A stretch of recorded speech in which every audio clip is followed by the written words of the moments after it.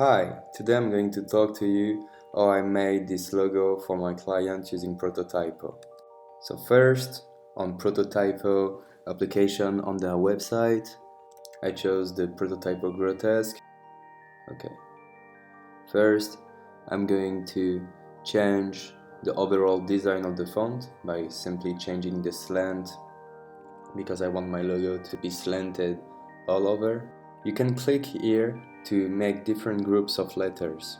This will allow me to make different design choices on each of the letters and have them applied only to the letters I chose in the group. You can click to all glyph or group of glyph to switch between the overall design of the font or the specific design of the letters you chose in your group. On the all glyphs area, I'm changing several details of the font like the slant, the width, the x8 and the thickness. Now I'm clicking on the group of glyph and selecting the letter F to have specific changes on this letter.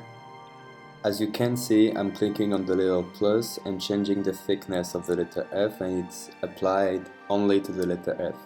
Then I'm switching to the other letter, and since I want a serif on it, I'm going to add a serif. I'm going to change the serif 8.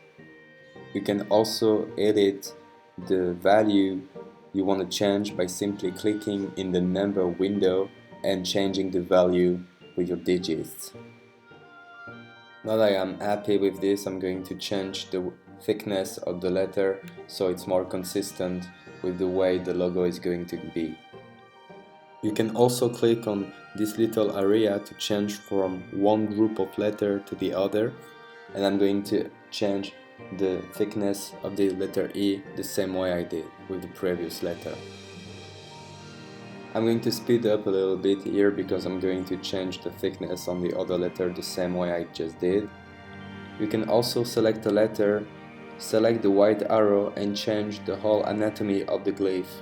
You can do that by simply clicking on one of the nodes and moving it from one place to the other. And what is great about Prototypo is that the nodes are connected with each other, and when you move something, it reacts to the overall design, so it's more consistent.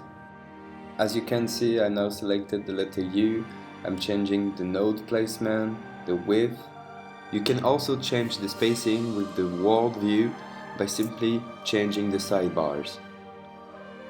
Now that I am happy with the overall design, I can switch back to the all glyph area and change a few things more. I can change the slant and it's going to be applied to the overall typeface. I can change the spacing as well. I could also change the thickness once more, but I'm happy with what I have right now. Now, since I want my logo to have its letters very close to each other, I'm going to edit each letters and change the spacing individually. Once you're happy with what you've made, you just have to click on File, Export Font, and Prototypo is going to export an OTF file of your font. I installed the font on my computer and simply had to write the letters I wanted to use for my logo. Now I'm going to speed up the process so you guys can see what I did to finish the prototype of this logo. I also chose to go with the default grotesque font from Prototypo for the motto of the logo, "We speed up machines." And here it goes. With Prototypo I designed the first sketch of this logo for my client, and now I simply have to present it to him. Thank you guys for your time. I hope you enjoyed this video. Bye bye.